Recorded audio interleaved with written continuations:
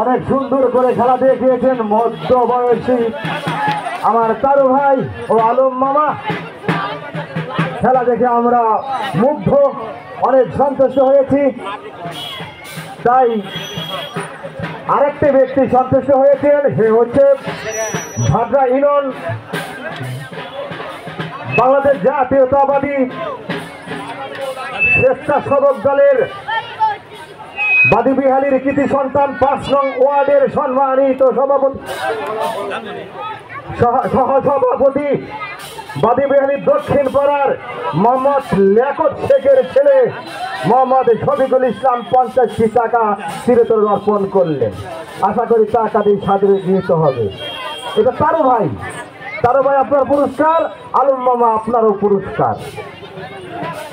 ধন্যবাদ আলম মামা, আপনার সুন্দর খেলা আমরা উপভোগ করেছি। অনেক সুন্দর খেলা আপনি পরিবেশন করেছেন। ধন্যবাদ তারু ভাই আপনাকেও। এই বয়সে এখনো যে আগের দিনের ঐতিহ্য খেলা ধরে রেখেছেন, আমাদের কমিটির পক্ষ থেকে অনেক অনেক ধন্যবাদ জ্ঞাপন করছি।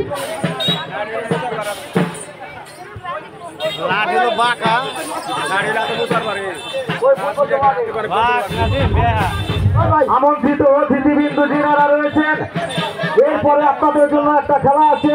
কমপক্ষে 20 ফুট দূর থেকে বল থেকে